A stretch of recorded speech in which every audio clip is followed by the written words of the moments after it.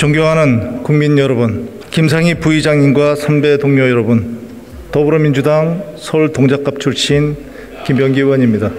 이번에 국가정보원법 전면 개정안을 국민의당과 논의하면서 저는 그렇게 시각이 틀리지 않음을 확인할 수 있었습니다. 수사권을 제외하고서는 사실 대부분의 분야에서 합의를 봤다 해도 크게 틀리지 않습니다. 국가안보에는 보수나 진보가 아니라 오직 국익과 국민의 안녕만 있다고 저는 확신을 합니다. 저는 국익을 위해서 가장 자기의 모든 것을 헌신한다고 자부하는 국가정보원에서 26년 넘게 근무했습니다. 그 26년 대부분을 요원을 물색하고 양성하고 그 요원들을 범지로 보내는 제가 장본인이었습니다. 일부에서는 그럽니다. 인사처장을 했던데 인사가 행정 아니냐? 맞습니다. 근데 국정원의 인사는 좀 다릅니다. 국가 비밀 사항이기 때문에 더 이상 얘기하지 않겠습니다만 많은 것을 보았습니다. 좋은 것만 보았겠습니까? 물론 영광스러운 자리였습니다. 그런데 가장 고통스러운 것 중에 하나는 제 사랑하는 동료들의 사망 인사 발령을 내는 것이었습니다. 제가 그런 국가정보원에 대해서 개혁을 하자고 주창을 합니다. 선배들이 말씀하십니다. 네가 왜 나서서 총대를 매는지. 거기에 대해서 많은 질책도 하시고 불만도 제기하시고 걱정도 하셨습니다. 대답은 똑같습니다. 반드시 해야 되기 때문입니다. 선배님들께 그리고 후배 동료들에게 진지하게 얘기하면 대부분 동의를 하셨습니다. 물론 그분들이 수사권에 대해서 모두 동의한 것은 아닙니다. 그럼에도 불구하고 서로 생각은 다를지언정 그 다름을 인정하는 그런 단계까지는 갔다고 봅니다. 저는 국민의힘과 이 국가정보원법에 대해 개정안에서 논의하면서도 거의 비슷한 생각을 하게 되었습니다. 시각이 다른 것이 틀린 것은 아니라는 것을 저는 다시 한번 말씀드립니다. 저는 국정원법을 개정하면서 이 법을 반대하는 또는 이 법을 찬성하는 모든 쪽에서 불만을 듣는 것이 목표였습니다.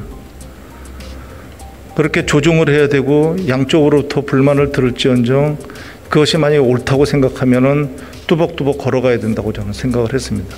그건 앞으로도 변치 않을 것입니다.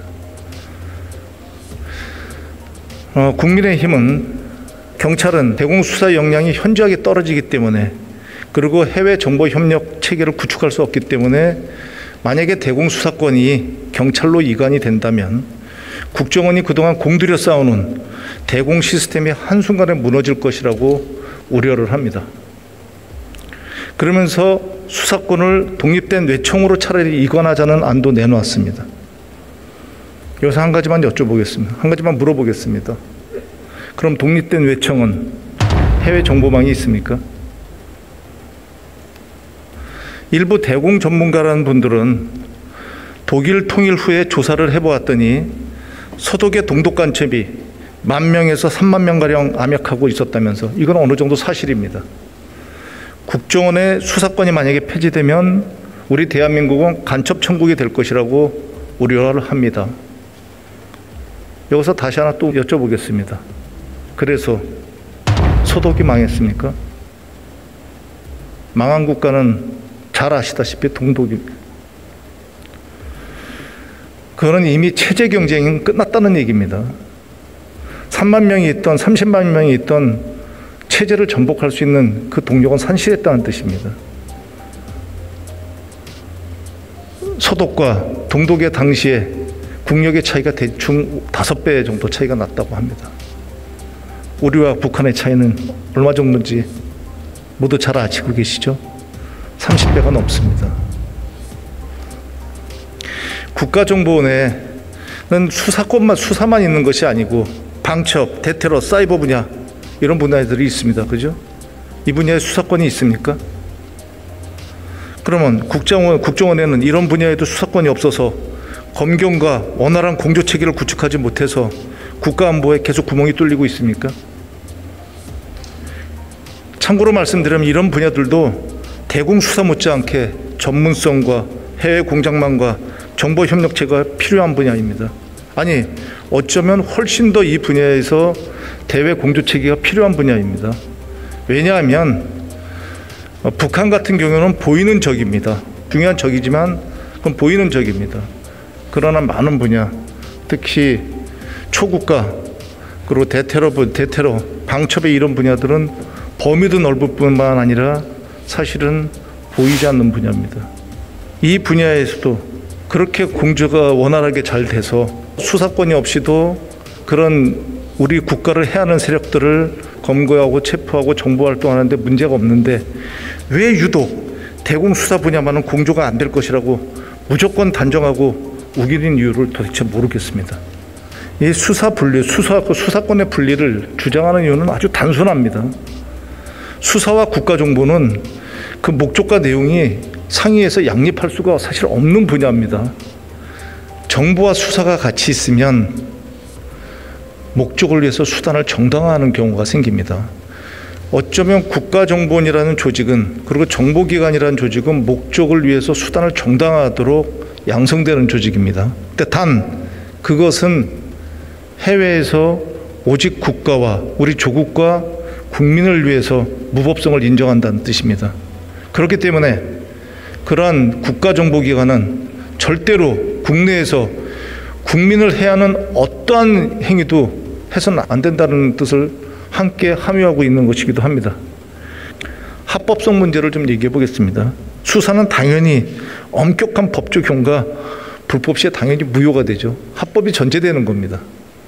수사는 도덕성이 당연히 전제되어야 되는 문제입니다. 그런데 국가정보는 도덕성보다 국익이 먼저 되는 경우가 있습니다. 예를 하나 들어보겠습니다. 중동에서 우리 국민이 납치가 되었습니다. 그 국민을 구해와야 됩니다. 그 국민을 구해올 때 군을 동원할 수는 없습니다. 누구를 동원하겠습니다? 당연히 정보기관 직원들이 갑니다. 아프가니스탄에 그 전쟁이 미국이 벌어졌을 때 가장 먼저 간 조직은, 그리고 가장 먼저 희생자를 낸 조직은 군인이 아닙니다. 특수부대도 아닙니다. 물론 CIA입니다. 그건 당연할 것입니다. 만약에 해외에서 우리 국민이 위험에 처했다면 당연히 제일 먼저 가야 되는 그 조직은 우리나라에서는 국가정보원일 것이고, 만약에 희생자를 낸다면 그런 국가정보원 직원이 될 것입니다. 그리고 그것을 당연한 숙명으로 알고 가는 조직이 국가정보원이라고 생각하시면 됩니다. 그 조직이 해외에서 불법을 했다고 비난을 하시겠습니까? 반면에 국가정보원이 수사를 하는 과정에서 불법을 저질렀다 그러면 여러분들은 어떻게 생각하시겠습니까? 지금 한 조직에서 가장 도덕적이어야 되는 한 집과 한 부류와 어쩌면 본인들을 간첩이라고 생각하는 도덕보다 국익을 우선하는 조직이 병존하고 있는 겁니다. 이 조직이 이론상으로는 양립을 할 수 있을지 모르지만 실제로 들어가면은 정말로 많이 부딪히는 것은 당연하겠죠. 정보기능과 수사기능의 차이 외에도 이 동일 기간 내에 양 기능이 존치될 경우에는 이 비밀 공작 등 정보 업무의 비윤리적인 활동, 더티 워크라고 합니다. 발음이 나쁜데 더티 워크에 영향을 받아서 수사 활동이 왜곡되거나 불법적으로 이행될 수 있습니다. 그리고 비밀정보기관의 수사 활동에 대한 외부 통제가 근본적으로 불가능합니다. 그렇기 때문에 인권 침해 시비가 지속적으로 발생합니다. 더 말할 필요도 없이 유명한 유가강 사건이라든지 유가려, 그렇죠? 그리고 유우성 사건 같은 걸 떠올리면 되겠습니다. 그리고 이로 인해서 정보기관의 존폐 논란이 이제 지속이 됩니다. 그러니까 정보기관은 아주 복잡다기한 기능을 가지고 있습니다. 저희 문재인 정부가 출범하기 이전에는 정책정보, 국내정보도 다뤘던 그런 기관입니다. 그렇다면 그런 기관에서 특히 수사 분야에서 탈법이나 불법이 문제가 돼서 이 조직이 비난을 받게 되면 국가정보원 수사국의 제3차 납분 이렇게 하지는 않지 않습니까? 국가정보원 이거 뭐 하는 거냐, 국가정보원, 동네정보원 이러고 비난을 하게 됩니다. 그러면 국가정보원의 수사 분야만 비난을 받게 되고 위축이 되는 것이 아니고 다른 모든 분야가 위축이 되는 것입니다. 달리 말씀드리면 수사 때문에 다른 파트의 업무 능력이 갈수록 저하되는 그런 부작용이 나타나는 겁니다. 왜냐하면 이 정보라는 것은 근본적으로 돈을 수반해야 되거든요. 근데 예산을 갖다 따오는데 굉장히 어렵게 됩니다. 당연하겠죠, 그거는. 너무나도 당연한 얘기입니다. 그리고 장기적인 전략을 이렇게 쌌는데 이제 문제가 생기기 시작합니다. 왜냐하면 지휘부가 위축이 되면은 그저 말썽나지 않게 무능하면 살아남지만 일하려다가 말썽이 나면은 퇴직하게 된다 그러면서 말리게 되는 현상이 벌어지게 됩니다. 제가 지금 말씀드리는 건 그냥 제 이론이 아니고요. 제가 실질적으로 다 겪었던 그런 말씀을 드리고 있는 겁니다. 그렇기 때문에 북한과 중동 일부 등이 독재 국가를 제외하고서는 서구 선진 국가들이 심지어 1990년대 이후에 소련으로부터 독립한 그리고 공산주의로부터 독립한 동구의 제방 국가들이 심지어 러시아까지 그리고 동남아시아의 대부분의 국가들이 이 수사와 정보의 기능을 별도 기관으로 분리해서 운영하고 있는 이유입니다. 우리보다 나은 선진국들 그리고 후발주자 국가들이 우리보다 생각이 짧아서 우리보다 특수성 그런 것이 없어서 그렇게 기관을 갖다 분리해서 운영하고 있는 것은 아니라는 말씀입니다. 기관을 좀 더 설명을 드리면 서방권의 미국, 영국, 독일, 캐나다, 이태리, 호주, 뉴질랜드 거의 모든 국가입니다, 사실. 그리고 동유럽에서 체제가 전환된 국가, 루마니아, 불가리아, 체코, 헝가리, 세르비아, 보스니아 이런 국가들은 모두 정보기관을 분리형으로 운영하고 있습니다. 정보기관을 운영하는데 분리형과 통합형이라는 말을 씁니다. 분리형은 국내, 해외가 분리된 것이고 통합형은 우리나라처럼 국내외가 통합된 것인데요. 이게 왜 중요하냐면 통합된 정보기관에는 보통 수사권을 갖다 주질 않습니다. 그래서 일부 주장하시는 분들이 다른 나라에서도 그 수사권을 가진 정보기관이 많다 이렇게 얘기를 하지만 그 국가들은 대부분 의원 내각제 국가고요. 분리형을 채택해서 운영하는 국가들입니다. 완전 통합형 국가가 있습니다. 그런 국가는 뭐 중동 및 이슬람 국가 그리고 우리나라가 되겠습니다. 국정원이 이 대공 수사 업무를 지속하고 있으면 사실 지금 추락한 그리고 떨어진 국민의 신뢰를 정보기관이 다시 회복하기가 쉽지 않습니다. 이 지금 수사권이 있음으로써 이 국민들로부터 이런 이 신뢰를 회복할 수 없고 이 회복할 수 없는 것은 정보 업무 전반의 발전에 악영향을 지금 초래하고 있는 상황입니다. 국정원에서 대공 수사 활동은 이제 자체 개선으로는 이게 해결이 불가하는 상황이 지금 되고 있어요. 왜냐면 이 간첩들이 솔직히 말씀드리면 좀 진화하고 있습니다. 간첩들이 옛날처럼 우리나라에 그냥 들어와 가지고 무전치고 이러는 시대는 지금 지났습니다. 자체적으로 해외에서 접선을 하거나 고도의 암호화된 도저히 암호를 풀 수 없을 정도로 정교한 암호, 예를 들면 스테가노그래피 같은 정교한 암호들을 갖다 구사를 하고 있습니다. 일부에서는 지금 우리나라가 그럼에도 수사권을 가져야 된다고 주장하는 것 중에서 몇 가지만 들어보면 북한의 대남 위협론과 한국의 안보 상황의 특수성을 얘기를 합니다. 많이 들어보셨을 겁니다. 그런데 조금 더 우리 한번 생각을 해봅시다. 미국과 영국 그 정보기관들은 우리랑 비교가 되지 않을 정도로 세계대전을 치르고 냉전을 시대를 치르면서 많은 희생을 겪은 국가입니다. 지금도 현재도 세계 각지로부터 테러에 직면하고 있는 국가입니다. 그죠? 우리보다 훨씬 더 특수한 경우입니다. 그런데도 이 국가들은 하나같이 분리형을 택하고 있습니다. 자, 이스라엘 세계의 화약고입니다. 그럼 이스라엘 모사드가 그리고 이스라엘 보안국이 통합형을 택하고 있습니까? 국내를 분리해서 운영하고 있습니다. 더군다나 모사드의 수사권은 당연히 없습니다.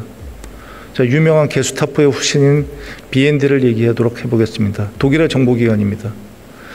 독일은 동서독이 나누어져 있을 때 민주주의, 공산주의 체제 경쟁을 할 때 세계의 가장 유능한 첩보원들은 전부 다 베를린에 모여 있었습니다.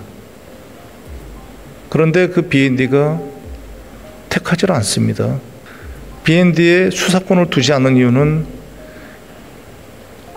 아무리 정보가 중요하더라도 자국민의 인권을 유린하면서까지 유지는 할 수 없다는 그런 뼈아픈 교훈 때문입니다. 그러면 지금 우리나라의 환경이 당시에 동서독이 그리고 전 세계가 첨예하게 대립되었던 베를린보다도 더 심각한 상황입니까? 그렇지는 않을 겁니다. 수사와 정보를 같이 갖고 있으면 그거는 반드시 정보가 위축되게 돼 있어요. 그러니까 정보라는 것을 수집할 때 이게 수사라는 기능이 같이 있으면 너 이 수사에 써먹으려고 이 정보를 갖다 수집하는 거 아니냐는 게 반드시 전제됩니다. 그런데 이 수사 정보가 분리가 되면 정보의 영역이 반드시 넓어지게 돼 있습니다. 그 넓어지는 정보를 토대로 질 높은 정보를 양산해서 수사기관에 제공할 수 있다면 이것이 가장 이상적인 것이고 지금 세계의 유수의 정보기관이 이 방법을 갖다 그대로 사용하고 있는 것입니다. 그 개정안에 저희가 경제방첩 개념을 갖다 도입하고 있습니다. 그런데 이게 경제 사찰이냐 이런 얘기 또는 타부처의 업무 영역이 아니냐 이런 얘기를 듣고 좀 당황스러웠습니다. 이거는 사실 그동안에 논의되면서 지난 몇 년 동안 한 번도 제기가 되지 않았던 업무고 국정원에서 가장 유능하게 잘하고 있는 업무, 방첩 분야에서 가장 유능하게 잘하고 있는 업무라고 사실은 전 세계 정보기관도 인정하는 이 분야입니다. 그리고 이 분야가 사실은 수십 년간 운영이 되었음에도 불구하고 이 분야로 말썽이 난 적이 없어요. 사실 테러방지법보다도 훨씬 더 오래된 이 직무임에도 불구하고 이 업무에 대해서 국민들이 걱정이다라는 얘기를 갖다가 하신 적은 없을 겁니다. 사실은 외국으로 빠져나가는 그런 우리 산업경제 정보를 사실 거의 이 분야에서 막아내고 있거든요. 그러니까 이 분야에 만약에 염려가 된다 그러면 이 분야에 대한 통제를 강화해야 됩니다. 거꾸로 통제를 강화하고 저희가 점검을 강화해야 되는 분야지 이 권한을 갖다가 아예 여기서 박탈을 하면은 국가안보에 저는 정말로 단언하건대 이런 큰 구멍이 뚫린다고 생각을 합니다. 그러니까 신안보 분야의 대표적인 분야입니다. 이 분야가. 정책정보와는 이렇게 명확하게 다른 개념입니다. 그러니까 주요 선진국의 정보 반첩기관들도 거의 예외 없습니다. 예외 없이 경제방첩에 대한 법적 근거 아래서 국익을 수호하는 역할을 갖다 하고 있습니다. 왜냐하면 경제야말로 사실 평상시 때 이게 제일 중요한 거거든요. 전쟁을 가정한다면 국방, 먹고 살 거리면 경제, 이 두 분야가 가장 중요한 분야거든요. 그래서 이 분야에 외국의 정보기관들이 이 분야에 집중하는 건 너무나도 당연할 것이고, 그래서 이걸 갖다 방어하는 것도 그 정보기관에 부여되는 건 너무나도 당연하다고 할 것입니다. 미국에는 국가방첩보안센터라고 있습니다. 이게 NCSC라고 그러는데요. 이미 2005년 이후에 국가방첩 전략에서 방첩활동의 주요 분야에 경제, 통상 기밀 및 노하우 보호를 포함하여 공개적으로 이걸 갖다 발표하였습니다. 잘 아시겠지만 FTA 전략을 빼낸 곳이 그 정보기관입니다. FTA에서 우리가 어떠한 그런 전략을 가지고 임할 것이라는 것을 사실은 상대가 알고 있었다고 해요. 미국이 알고 있었다고 하는데 이 정보를 정보기관에서 절취를 하지 않았을까? 누구도 인정은 안 하지만 절취하지 않았을까 하는 것이 대체적인 생각들입니다. 미국의 NCSC는 CIA, FBI 등 그 정보기관이 방첩 업무를 총괄합니다. 이게 물론 국내 방첩은 FBI에서 담당하지만 이 전략을 총괄하는 것은 지금 방첩보안센터입니다. 그리고 영국의 보안부, 당연히 뭐 너무나도 유명한 MI5입니다. 여기는 보안부법에 외국인의 행동과 의도에 의한 위협으로부터 영국의 경제적 안녕 보호 등을 갖다 규정하고 있습니다. 프랑스의 국내 안보 총국은 설립 훈령에 국가경제산업 또는 과학 분야 발전 가능성을 저해하는 행위를 방지하고 진압한다고 규정하고 있습니다. 독일의 헌법보호청 국내보안정보국입니다. 연방헌법보호법에 국민들을 대상으로 한 헌법청의 예방적 경제보호를 활동 규정으로 정하고 있습니다. 호주 보안정보부도 마찬가지입니다. 그렇기 때문에 이러한 규정이 우리나라의 정보기관에만 있다든지 아니면 우리나라 정보기관에 유달리 강화되어 있다든지 뭐 그런 것은 아니라는 말씀을 갖다가 드립니다. 그동안에는 이 방첩이라는 개념하에서 그냥 했던 것을 직무의 명확화를 위해서 여기다가 규정을 해 놓은 것입니다. 그렇기 때문에 이게 생소한 그 개념이 열거됨으로써 이게 광범위해 보일 수 있다는 것은 뭐 충분히 인정을 합니다. 그런데 이 명확한 규정을 통해서 확대 해석 소지를 갖다 제거하고자 한 것입니다. 확대 해석을 통한 일탈을 방지하자는 뜻에서 이걸 규정한 것이고요. 그래서 법적 통제를 받는 정보기관으로서의 개혁을 하는 것이 법의 개정의 취지라고 말씀드리겠습니다.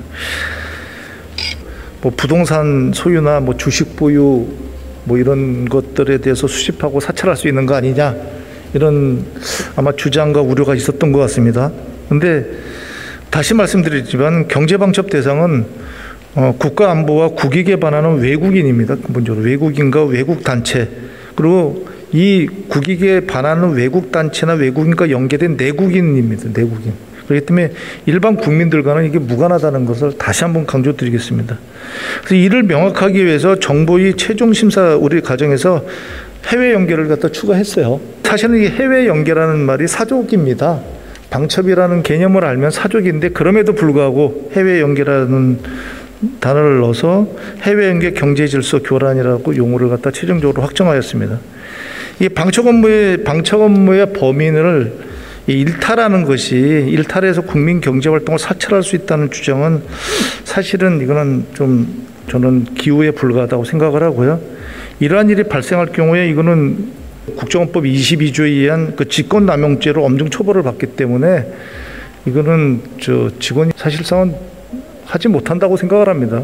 왜냐하면 그 국정원에서의 그 요청사항이 이 방첩의 이런 규정 명확화를 해달라는 거였습니다. 본인들이 그 적법한 업무인 줄 알고 수행을 했는데 나중에 일탈이 됐다고 해서 처벌을 받지 않게끔 이거를 명확하게 해달라는 그런 요청사항에 의해서 이 규정을 갖다 새로이 좀 명확하게 했기 때문에 그런 거는 아닐 것이라고 생각을 합니다. 그 조사권도 조사권이지만 그 5조 관련된 내용입니다. 이게 좀 당황스러운데 정당한 사유가 없으면 그 요청에 따라야 한다. 이 강제 조항이고 독소 조항이기 때문에 빼야 된다. 이렇게 말씀을 하시는데 이 조항은 근본적으로 국가안보에 관한 그 요청 사항입니다. 더군다나 지금 국정원의 수사권이 없어짐으로써 그동안 이 수사권이 있는 조직에서 수사권을 암시하면서 요청했던 것을 이번에 규정을 한 것입니다. 근데 사실 이 요청 권한을 갖는 것이 대공수사정보 그리고 방첩, 대테러, 국가안보, 사이버안보 등에 관한 자료요청 조항입니다. 이 국가안보 조항인데 사실 수사권이 없어지는데 이 조항이 만약에 문제가 되려면 우리나라의 이거와 관련된 이런 조항이 없어야 된다는 전제가 형성됩니다. 그런데 이 법을 좀 말씀드리기 죄송합니다만 국민체육진흥법이나 의료법 등에도 이 조항이 명시되어 있습니다. 이런 강제 조항이 국가안보를 다루는 정보 자료 요청이 국민체육진흥법을 다루는 거기서 규정하고 있는 조항보다도 자료 요청 권한이 약하다는 것을 갖다가 저는 도저히 이해할 수가 없습니다. 그래서 제가 이 국가기관 등에 대한 협조 요청 입법례를 좀 지루하더라도 이 정도 많은 그 법에서 이거를 규정하고 있다는 걸 좀 말씀드리고 싶습니다. 산업기술의 유출 방지 및 보호에 관한 법률 제5조 그 단서 조항만 읽어보겠습니다. 이 경우 자료 제출을 요청받은 기관회장은 특별한 사유가 없는 한 이에 협조하여야 한다. 제11조 관계 중앙행정기관의 장 및 대상기관의 장은 특별한 사유가 없는 한 이에 협조하여야 한다. 제11조의 2에도 그런 조항이 있습니다. 출입국 관리법 제2항에 따른 정보 제공 요청을 받은 관계기관이나 단체는 정당한 이유 없이 요청을 거부하여서는 아니 된다. 대무역법 요청받은 행정기관은 국내 또는 외국의 전략물자 등의 국가 간 무허가 수출 등을 막을 수 있도록 협조하여야 한다. 부정경쟁 방지 및 영업비밀 보호에 관한 법률 요청받은 기관의 장은 기업의 경영 영업상 비밀 유지 등 대통령령으로 정하는 특별한 사유가 있는 경우를 제외하고는 이에 협조하여야 한다. 외국인 투자 촉진법 요청을 받은 기관의 장은 특별한 사유가 없으면 요청에 응하여야 한다. 따라야 한다. 북한 이탈 주민의 보호 및 정책 지원에 관한 법률 동일합니다. 남북 교류 협력에 관한 법률 그리고 의료법 그리고 감염병의 예방 및 관리에 관한 법률, 비상대비자원관리법, 검역법, 부패방지 및 국민권익위원회의 설치와 운영에 관한 법률, 소프트웨어 진흥법, 국세기본법, 여권법, 정보통신진흥 및 융합 활성화 등에 관한 특별법, 국민체육진흥법, 국제문화교류진흥법, 국가보훈기본법 제가 찾은 것만 해도 이 정도입니다. 국회 미래연구원법도 있네요. 국립외교원법도 있고. 그래서 이런 데서 정당한 사유가 없으면 이에 응해야 된다, 따라야 된다, 협조해야 된다로 강제하고 있습니다. 그래서 이거는 달리 말씀드리면 이런 조항은 조사협조원 관련해서는 원활한 조사를 위해서 권한을 갖다 부여할 필요가 있다고 저는 생각을 합니다. 다만 이 경우에도 그 권한의 범위를 요청하는 범위를 최소화해야 되는 것이고 그건 규정에 넣었습니다. 그리고 이것이 혹시 일탈이 되고 있는지에 대해서 통제 분야에서 예산 및 그런 직무 통제를 통해서 직무 감시를 통해서 최대한 이런 일이 없도록 관리를 해야 된다고 생각을 합니다. 어떤 권한이 부여됐을 때 책임이 있는 것입니다. 이 지금 제가 말씀드린 5조를 위반하는 경우에는 21조에서 25조의 처벌 조항이 다양한 처벌 조항이 있습니다. 그렇기 때문에 5조에 의해서 그 단서 조항 그게 있으면 전 국민에 대한 사찰과 이런 것이 가능해진다. 이런 것에 대해서는 좀 지나친 그런 우려가 아닌가 싶습니다. 다시 말씀드리지만 정보기관이라는 것 자체 속성 자체가 국가와 국민을 보호한다는 그 목표를 위해 수단을 정당화하도록 만든 특이한 기관입니다. 그렇기 때문에 그걸 방지하기 위해서 국회의 감시가 있는 것이고요. 그래서 국회의 통제를 좀 더 이번에 강화하는 것입니다. 물론 처음 안에는 저희가 정보감찰관 같은 제도를 넣었어요. 그런데 많은 분들이 정보감찰관 제도를 넣을 경우에 한 제도 지금 국회에 의한 감시의 제도가 제대로 작동하는지도 잘 해보지 않았는데 다른 또 감시 기능을 중첩적으로 넣는다는 게 맞냐, 이게 순차적으로 넣어야 되는 거 아니냐는 의견이 많았고, 또 하나는 기본적으로 정보기관의 감시는 중층 감시가 기본입니다. 세계 정보기관들이 거의 동일합니다. 선정정보기관에서는. 그 중에 대표적인 것이 정보감독위원회입니다. 미국 같은 경우는 백악관, 독일 같은 경우에는 수상 직속으로 정보감독위원회라는 걸 만들어서 따로 관리를 할 정도로 권한은 부여하되 감시 체계를 다양하고 있습니다. 그래서 우리나라도 앞으로 나아가야 될 길이 권한은 주되 일탈을 방지하기 위해서 그 통제를 강화하는 것이 저는 중요하다고 생각을 합니다. 제가 20대에 처음 국회에 등원해서 국정원법 개정에 참여하면서 되게 놀란 게 있는데 그게 국정원에 대해서 정말로 모른다는 거였습니다. 사실 저도 많이 알지는 않는데요. 정말로 국정원에 대해서 모른다는 겁니다. 국정원에 대해서 모르는 것까지는 좋은데 관심들도 제가 생각한 것보다 높지 않더라. 여야가 마찬가지입니다. 여야가 마찬가지. 그리고 솔직히 지금도 저는 별반 다르지 않다고 생각합니다. 공수처법 지금 국민의힘에서 굉장히 격렬하게 관심을 기울이는 공수처법 중요합니다. 검경 수사권 조정 이건 물론 중요합니다. 근데 저는 이 법이 국가정보원법이 이 법보다 소홀하게 취급되고 있다는 데 대해서 혹시 덜 중요하게 그리고 덜 관심을 받는 거에 대해서 사실 굉장히 안타깝습니다. 제가 말씀드린 공수처법이나 검경수사권 조정 이런 게 굉장히 중요할지 모르지만 저는 이렇게 생각합니다. 이게 민주주의를 근본적으로 유린한 적이 없어요. 우리나라의 민주주의를 그렇게까지 끌고 간 적은 없습니다. 그런데 국가정보원은 짧게 잡아도 87년 이후에 7차례의 대선이 있었는데요. 단 한 번도 빼짐없이 공약사항에 국가정보원 개혁이 들어갔을 정도로 이 국가정보원이 항상 그 국내 정치, 사찰 여러 분야에서 한 번도 말썽이 나지 않은 적이 없었습니다. 굉장히 민주주의를 갖다 근본적으로 그 위기로 몰고 간 적이 한두 번이 아니지 않습니까? 댓글 사건 같은 건 너무나 유명하지만 그 전에도 사실은 유흥진 기자 사건도 있었고요. 그죠? 총풍 사건도 있었고, 그리고 판문점에서 사경 요청 사건도 있었고, 그리고 기억나는 것만 말씀드려도 홍사덕 그 의원님 그 총선 당시에 삐라 살표 사건도 있었고요. 그런데 한번 우리가 좀 곰곰이 생각을 해보면 중앙정보부법 아까 말씀드렸습니다. 안기부법 그리고 지금 개정 전에 국가정보원법을 여기 계신 의원님들만이라도 오늘 지금이라도 좋습니다. 한번 비교해서 한번 보시기 바랍니다. 법이 60년 동안 그렇게 많이 변했나? 거의 안 변했어요. 중요한 건.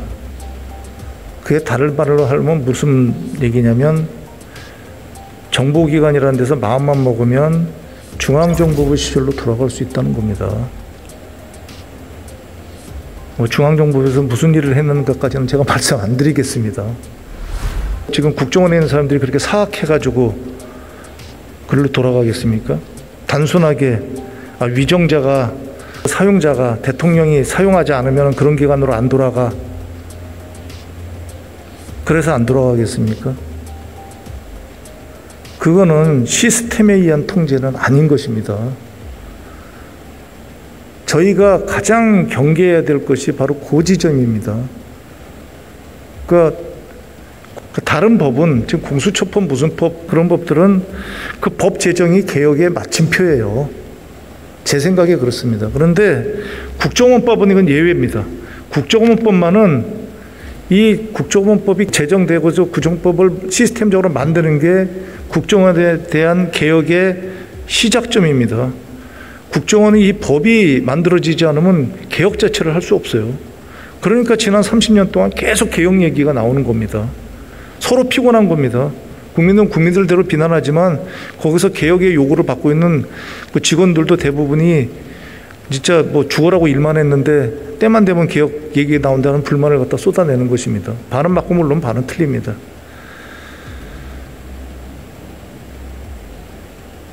근데 개혁 정말 안 할 겁니까? 이렇게 말씀을 드리면 개혁을 갖다가 그냥 몇 년씩 하냐 이렇게 말씀을 많이 하고, 그리고 정부 시작돼서 한 1, 2년 지나면 개혁 끝났다고 말씀을 합니다. 사실 대단히 죄송하고 저도 안타깝지만 이번 문재인 정부에서도 국정원의 개혁의 동력이 상당히 약화되고 있는 거 아닌가는 저는 걱정을 해요. 왜냐하면 개혁이라는 것은 절대로 한 정부에서 끝나지도 않을 뿐만 아니라 몇 년 내에 절대 끝나지 않는 것이 개혁입니다. 국정원은 틀림없습니다. 왜냐하면 개혁이라는 것은 개혁을 하는 사람도 중요하지만 그 개혁에 동참하는 사람이 이 개혁이 내가 살 길이라고 해서 같이 합심해서 가야 되는 겁니다. 우리 정부를 넘어가서 그리고 다음 정부에서 그리고 여야가 바뀌고 어떤 정부가 오더라도 국정원 개혁이 그대로 지금 우리가 계획한 대로 갈 때 이 개혁이 성공을 합니다. 근데 국정원 개혁은 그러니까 수사권을 할 거냐 말 거냐, 국내 정보를 갖다 할 거냐 말 거냐를 갖다가 결정을 하지 않는 한, 예를 들면 결정 결과가 오케이 국정원에 수사권도 주고 국내 정보도 준다고 하면 결정을 내려야 됩니다. 이 결정을 내려줘야 국정원에 대한 소프트웨어를 개혁을 할 수가 있거든요. 근데 이게 결정이 안 되니까 소프트웨어 개혁이 안 되는 겁니다. 정말로 중요한 건 국정원 같은 경우는 소프트웨어 개혁이거든요. 그 개혁이 지금 계속 맴돌고 있는 겁니다. 왔다 갔다 공호질 튕기듯이. 그래서 이번에 어쨌든 결론을 내려서 수사권을 분리하고 3년 동안 우리가 점검해보자고 제가 말씀드리고 그거를 법안에 담은 이유이기도 합니다. 국정원을 인치에 맡기는 한 국정원은 어떤 괴물이 될지 모릅니다. 근데 그 괴물은 상대를 가리지 않고 물어뜯을 수 있어요. 그런데 시스템에 의한 제어가 되면은 그야말로 사랑받는 전 기관이 된다고 생각을 합니다. 제가 이토록 자신 있게 말씀드리는 것은 국정원의 인력들은 아무리 설명을 해도 그 다 설명 못할 만큼 참 사람들은 순수하고 일에 대한 열정 뛰어나고 애국심 있고 오로지 조국에 헌신하겠다는 마음밖에 없고, 근데 결론적으로 보면 그 직원들이 굉장히 비난받는단 말이죠. 국가와 국민을 위해서 자기 명예를 버렸는데 그 명예를 버린 값이 비난이라고 그러면 그걸 참을 수 있겠어요? 그분들도 집에 돌아가면은 평범한 가장입니다. 부인 눈치 보고 남편 눈치 보고 애들 교육 걱정하고, 그 사람들을 왜 잘못된 길로 조직의 그 간단한 시스템에 의해서 그런 것을 최소한 방지할 수 있는데 윗사람들이 써먹을 수 있게끔 법을 모호하게 만들어서 그런 구렁텅이로 빠지는 것에 대해서 좀 분노합니다.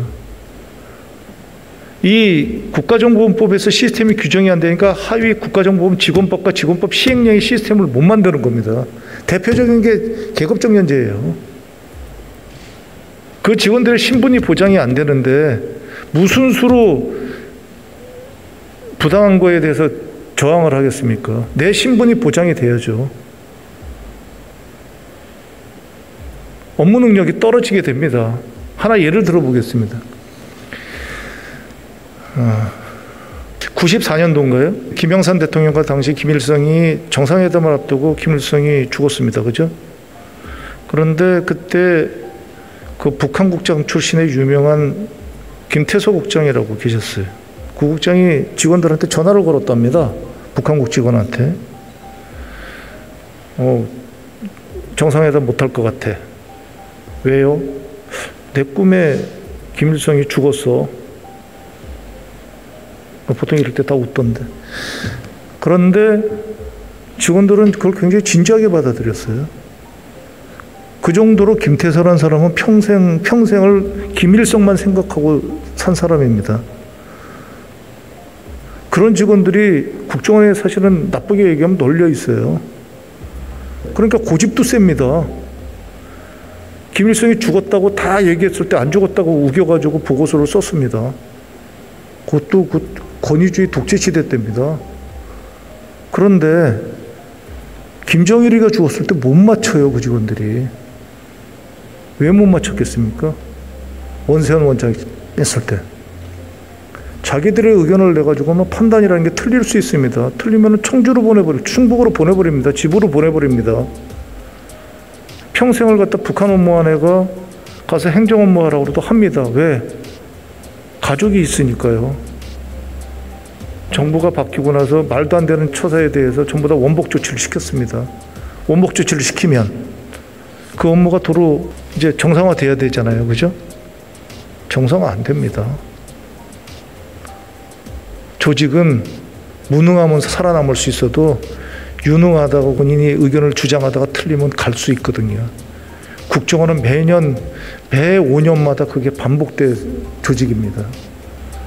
자기 의견을 내겠습니까? 아무리 격려해도 안 냅니다. 왜? 넌 나처럼 살지 말라고 얘기를 하기 때문입니다. 부하 직원에게. 그럼 그 부하 직원이 적어도 그 자기 선배 위치까지 갔을 때까지 그런 일이 벌어지지 않아야 자기 의견을 내기 시작합니다. 2018년인가요? 우리 정부 때도 사실은 김정은이랑 김여정이 중국을 갔을 때 그걸 맞췄다 못 맞췄다, 알았다 못 알았다는 얘기들이 오고 갔어요. 그게 국정원의 비극인 겁니다. 직원들이 얘기를 안 해요. 보고서를 화려하게 쓸 수 있습니다. 그럴 수도 있지만 안 그런 것도 배제 못함. 그 맞다는 겁니까? 틀리다는 겁니까? 국정원에서 빨리 그걸 없애줘야 되는 겁니다. 그러려면 직원들이 자기가 맡은 바 업무에 대해서는 절대적으로 보호를 받아야 그런 일이 없어지는 겁니다. 그래서 제가 고민 끝에 국정원 직원들로 하여금 형의 선고를 받기 전에는 파면되지 아니한다는 조항을 갖다가 넣고 싶었습니다. 그런데 그게 강력한 신분 조항이고 뭐 철밥통이고 논다 이래가지고 그 조항이 빠졌습니다. 개인적으로도 여기서 말씀드리자면 정말 아쉽습니다. 그럼 국정원의 실상을 모르기 때문에 그런 얘기가 나왔다고 저는 봅니다. 국정원 직원들 철밥통 아니에요. 솔직히 언제 죽을지 모릅니다. 진짜로. 그리고 거기서 살아남아도 계급정년에 의해서 조기 퇴직합니다. 개인적으로 저 53세 퇴직했어요. 계급정년으로. 나오면, 국정원 직원들이 나오면 특이하게도 투잡을 가질 수 없는 그런 업무를 갖다가 하다가 그냥 사회에 나오는 겁니다. 신분이 보장이 안 되면 그 이후가 굉장히 비참해져요. 매 동기들마다 자살하는 동기들이 나옵니다. 그렇기 때문에 거기서 살아남는 길은 안 나가야 되는 겁니다. 안 나가야 되면 어떻게 됩니까? 끝까지 승진을 해야 되는 겁니다. 끝까지 승진하려면 어떻게 됩니까? 정상적인 방법으로 안 되면 비정상적인 방법을 동원하겠죠.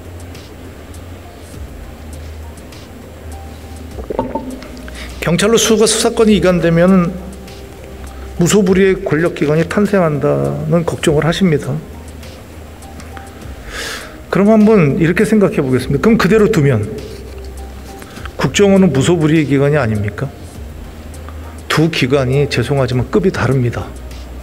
무엇보다도 경찰은 공개 조직이에요. 국정원은 비밀 정보기관이고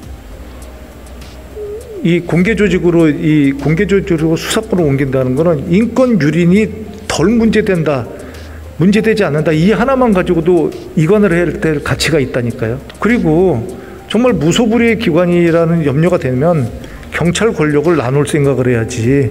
그걸 갖다가 무소불위의 다른 기관을 그대로 놔두다는 거는 이거는 저는 동의하기 어렵다. 이렇게 말씀을 드립니다.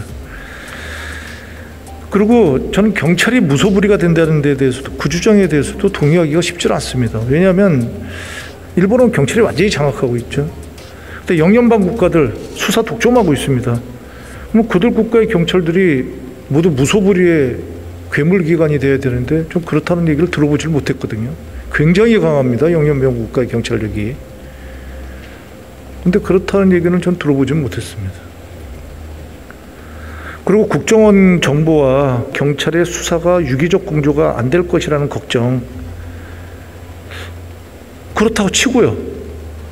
그러면 안 돼서 생기는 문제점을 한번 생각해 보시고요.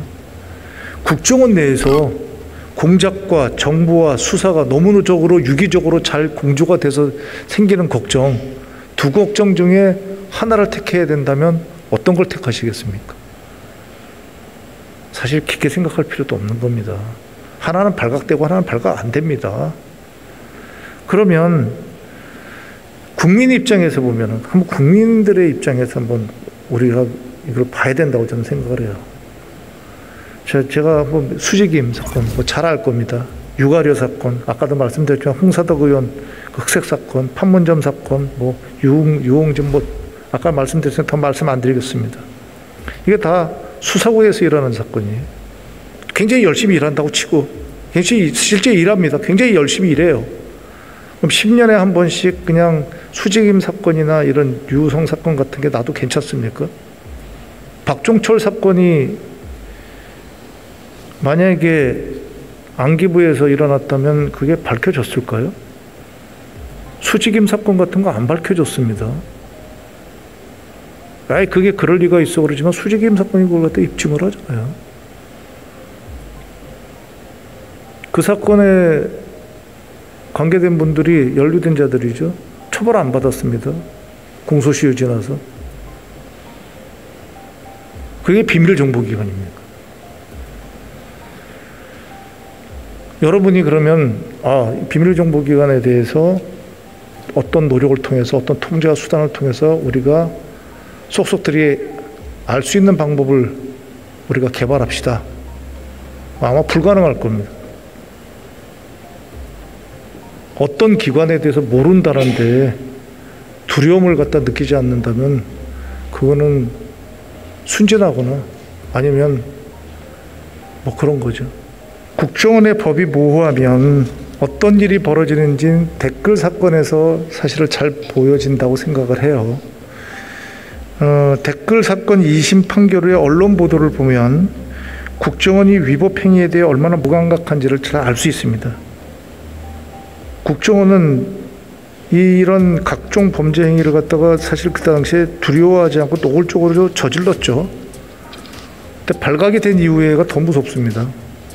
원세훈 당시 원장이 이런 말을 했어요. 나로서는 국가와 국민을 위해 열심히 일한 것일 뿐. 이렇게 얘기했습니다. 자신의 행위를 갖다 정당하고 항변하게 한 지경에 이른 거죠. 잘못에 대해서 반성하는 것이 아니라. 저는 원세훈 원장이 법정 구속되면서 한 이 말을 들으면서 사실 한나 아렌트가 표현한 악의 평범성이 생각이 나서 소름이 끼쳤어요. 간단하게 한 구절만 읽어보면 아이만에 대해서 쓴 거죠. 이 아이만이 굉장히 모범생이었다고 해요. 지각 한 번 안 하고 야근해 가면서 주어진 업무를 열심히 수행한 자들이 악마가 되는 경우가 있습니다. 이 일을 하면 어떤 결과가 초래될지 생각을 하지 않고 무감각하게 실행하는 것, 그것이 돌이킬 수 없는 큰 죄가 될 수 있다는 것을 아이만이 적나라하게 보여주고 있는 거죠. 저도 열심히 일한 국정원 직원들이 이렇게 돼서는 안 되는 거 아닙니까? 그렇다면 이걸 한번 시행해 봅시다. 우리가 만들어줘야 됩니다.